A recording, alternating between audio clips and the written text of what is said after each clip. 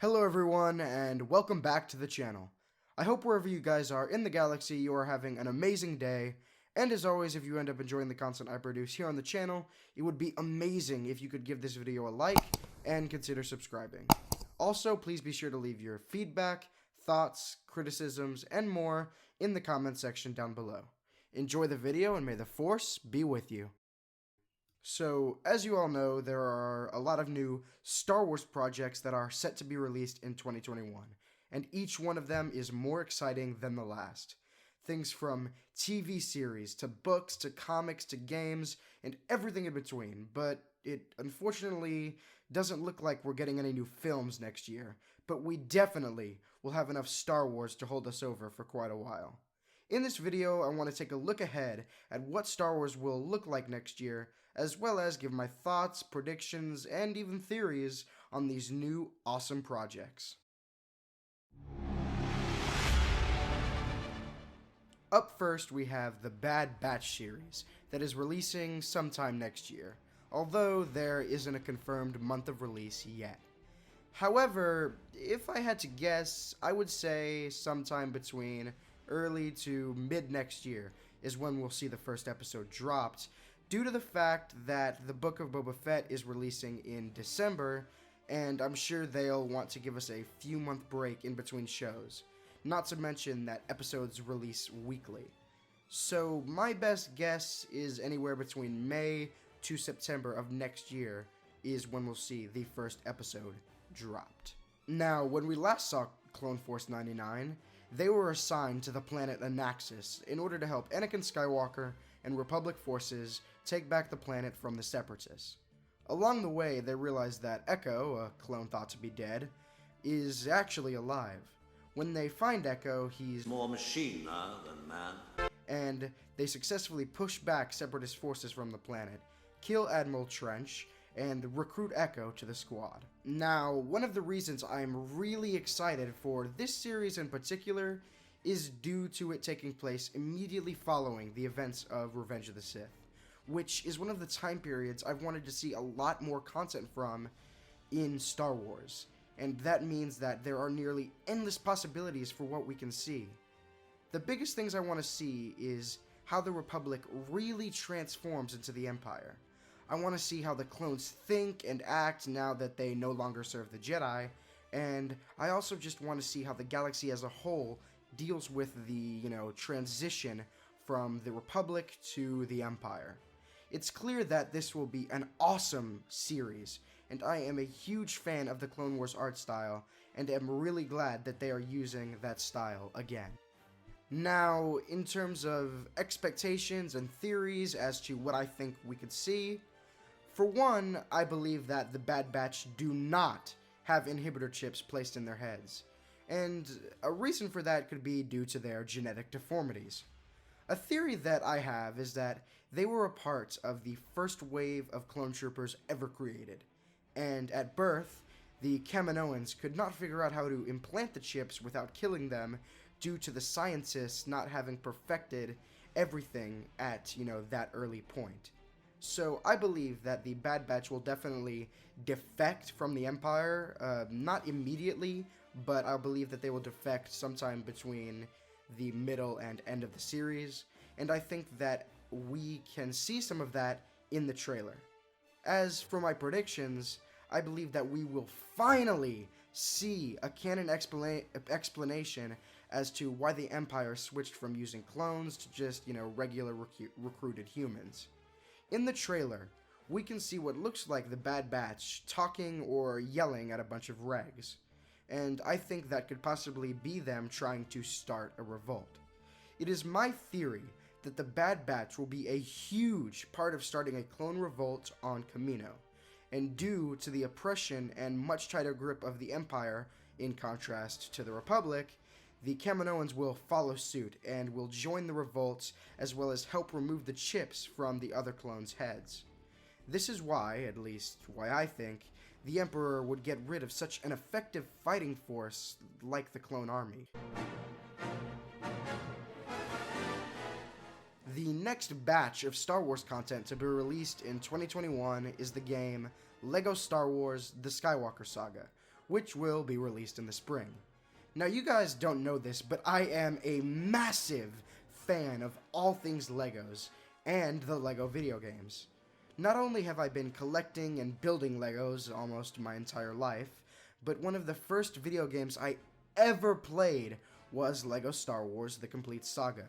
I played the hell out of that game, and it still remains one of my all-time favorite Star Wars games. Now, like the title suggests, this game will take us through all 9 movies in the Skywalker saga, and possibly even Rogue One as well. It was originally scheduled to be released this year, but was pushed back, probably due to the coronavirus outbreak that I'm sure we are all tired of. But yeah, the premise of the game is pretty straightforward, and I am more than excited to buy and play this game on day 1, and I will definitely be playing and streaming it for you guys. The next Star Wars project slated to release next year is actually really interesting because it takes place in an entirely new chapter of Star Wars that we have never seen before. Yes, I'm talking about the new series of books and comics, Star Wars The High Republic. According to the official Star Wars Wikipedia, this new era of Star Wars takes place over 2 centuries before The Phantom Menace, which means we most likely won't be seeing any characters we've ever seen before, probably besides Yoda.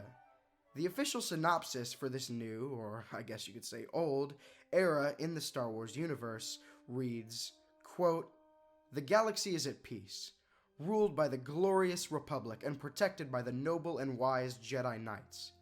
As a symbol of all that is good, the Republic is about to launch Starlight Beacon into the far reaches of the Outer Rim.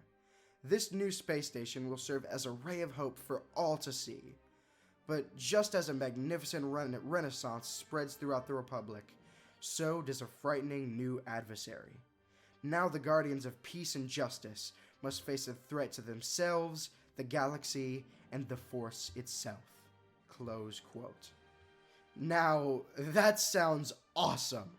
Several people say that the Jedi are in their prime during the prequels, but it's clear that the prequels signify the beginning of the end for the Jedi Order.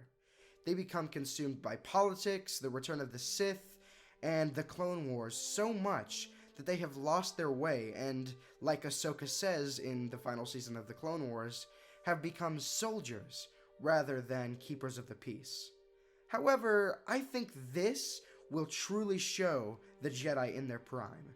Not only that, but it will be amazing to see a significant younger Yoda who is also in his prime. Whether or not he's Grandmaster at this point remains to be seen, but I must admit that it would be super cool to see a new Grandmaster, someone possibly even more wise than Yoda, be at the top of the Jedi Order.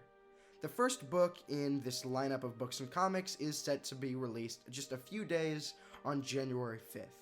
We also will see a continuation of several comic series that we've all come to love, such as the Vader series, Dr. Aphra series, as well as the Bounty Hunter series. I am looking forward to diving headfirst into these awesome comic series and covering them for you guys when they release next year.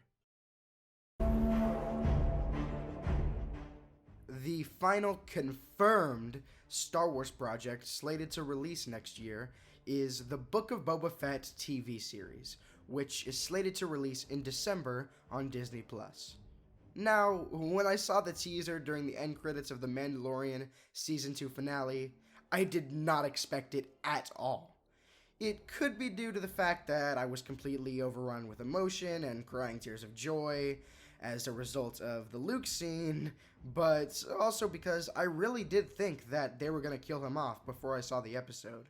Which, in hindsight, sounds really dumb. Like, why would they completely resurrect a character only to kill him off 7 episodes later? But I am so excited for this new show, especially because I've always loved and admired Boba Fett, and, like many, was completely entranced with his awesome armor and appearance in the original trilogy. I think Temuera Morrison did a fantastic job as Boba in Mando Season 2, and made the character so awesome and badass as he is known to be. I also like how he just straight up murdered Bib Fortuna and took his place as, rule of the underworld, I guess you could say. Though, I hope he doesn't get all fat, as that seems to be the trend of whoever sits on Jabba's throne. I have wanted a true bounty hunter TV show for a long time, and am hoping that it will be similar to Marvel's Daredevil series, in that this series will be, a little darker and show us that Boba won't always stay clean and isn't afraid to get his hands a little dirty, which we've seen, obviously, he's not afraid to do.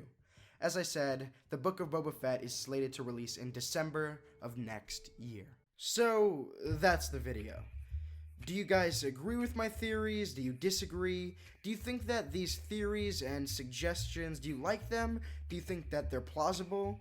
Do you believe that there's more to be said about all this? Let me know all your thoughts and more in the comment section down below. If you did enjoy this video, please hit the like button and please consider subscribing. And if you like what you see here and you want to see more, click right here to see more.